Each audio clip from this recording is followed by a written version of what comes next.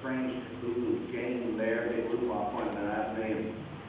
We were marveling what would Lovecraft think if we could come back today and see all these crazy things like plush Cthulhu slippers.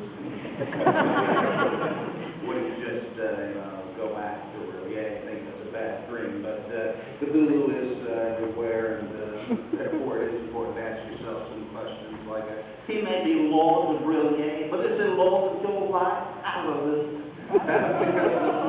You may ask me, Bob, how do I know great Cthulhu loves me? Well, of course, the answer is simple. He doesn't. You may know more than him than an anchovy on a slice of pizza. What a way to go. I do want to invoke tonight upon the 18th Lovecraft Film Festival, Lonely Hearts Club and Cthulhu Con of 2008, the blessings of Saint-Barbara, great Cthulhu, and of him who is not to be named.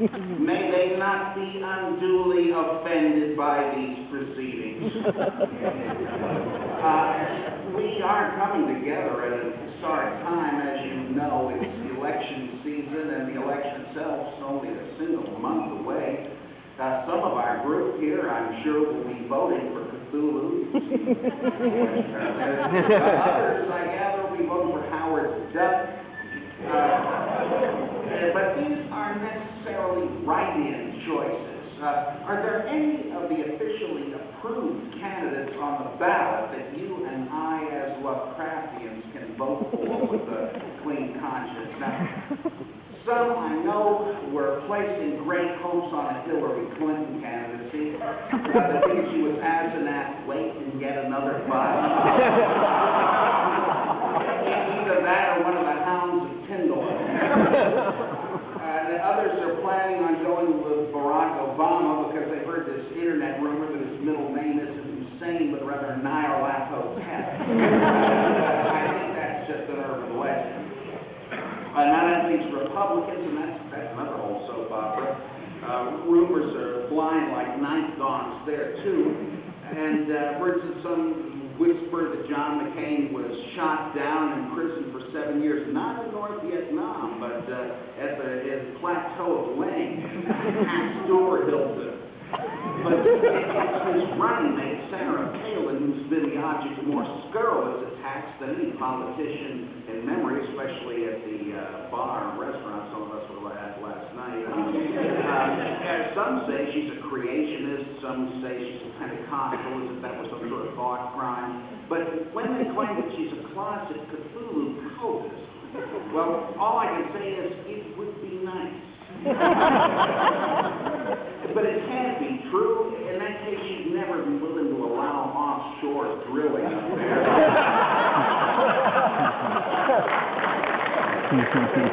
As Brian knows, she might skewer a deep one or a sea shot. No, my friends, the truth is rather different. If anything, she must be an Ithaqua cultist. Now, look at the facts. She lives in the Great White North, where the Wendigo walks, and, well, I think that's pretty thin evidence, but no more so than with any of the other things that critics actually do charge her with, besides it's just a stupid joke routine. But just think, if it were true, maybe that would be a clue as to why John McCain chose her as vice president. Suppose McCain wasn't held captive in Lang, but rather the Burmese plateau of Sun. You know, there are all sorts of these spooky plateaus in Central Asia that end with Manchi and those fiction. You know, the one where Roy Gore and Tsar hold court, and their fellow air elementals. And, you know, the old ones are divided along party lines, just like Americans. One of their factions is known as the GOOP.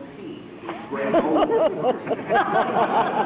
That includes the air and fire elementals that are ceaselessly pitted against another coalition, the Demogorgon crafts. And of course, they can sort things.